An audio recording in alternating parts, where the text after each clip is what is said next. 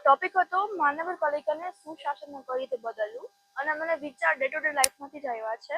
Newspaper હું રોજ વાંચતી, ત્યાંથી આવ્યા છે. ફોરેન હું જે આવી છું ત્યાંથી આવ્યા છે કે એ લોકો કન્ટ્રીઝ આપણા કરતા શું કામ આગળ છે, શું જરૂર છે, શું એવું ઘટે છે આપણા ઇન્ડિયામાં. દુબઈમાં આપણે જોઈએ તો ત્યાં સ્પેશિયલી બધા બુર્જ ખલીફા જોવા જાય છે, રાઈટ? તો આપણે એવું કંઈ ન બનાવી શકીએ કે ઇન્ડિયામાં બધા બહારથી લોકો સ્પેશિયલી ઇન્ડિયા જોવા આવે, કંઈક એવું કંઈક બનાવવું જોઈએ જેનાથી આપણી જે ફોરેન પીપલ છે અટ્રેક્ટ થાય ઇન્ડિયાથી.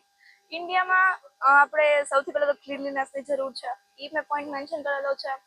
પછી સ્મૂધ રોડ્સ આપણે લાઈક બનાવવાની જરૂર છે. મોન્સૂનમાં આપણે જોઈએ તો ત્યાં મોન્સૂનમાં આપણે રોડ્સ છે એ ખાડા ને એવું થઈ ગયું હોય છે, તો એનાથી કેટલા બધા એક્સિડન્ટ થાય છે.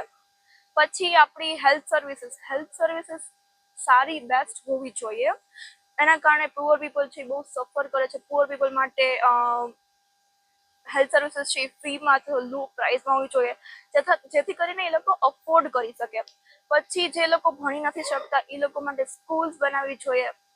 આ જ બધા પોઈન્ટ્સ છે. પછી ન્યૂઝપેપરમાંથી મેં વાંચીને કેટલું બધું મને ઇન્ફોર્મેશન મળી હતી. અગ્નિકાંડ મોટા થઈ રહ્યા છે, તો એ શું કામ થાય છે? આપણે સ્ટ્રિક્ટ મેજર્સ નથી લેવામાં આવતા. પૈસા કમાવાની લાલચમાં આપણે આપણી સેફટી ભૂલી જઈએ છીએ. તો આ જ બધા પોઈન્ટ્સ મેન્શન કરેલા છે. મારે ડોક્ટર બનવું છે અને પુઅર પીપલ છે એ લોકોની સેવા કરવી છે. જાગૃતિ પટેલ, હું હાઉસ મેકિંગ છું. હા, પણ આપણે રોજ સિટીમાં નીકળતા હોય અને બધે અનુભવતા હોય બધે પ્રોબ્લેમ, અને આ નિબંધ સ્પર્ધા આવી એટલે પછી મારા વિચાર મેં રજૂ કર્યા નિબંધમાં.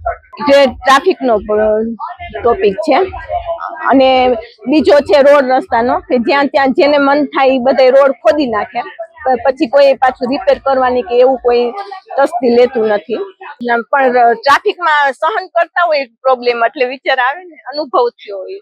અમે ઇન્દિરા સર્કલ થી નીકળીએ ને ત્યારે પેલા દોરડા રાખતા, એટલે 2 જગ્યાએ જવાનું હોય તો 5 જ મિનિટનો રસ્તો હોય, પણ 2-3 જગ્યાએ ટ્રાફિક બંધ હોય એના લીધે ઊભું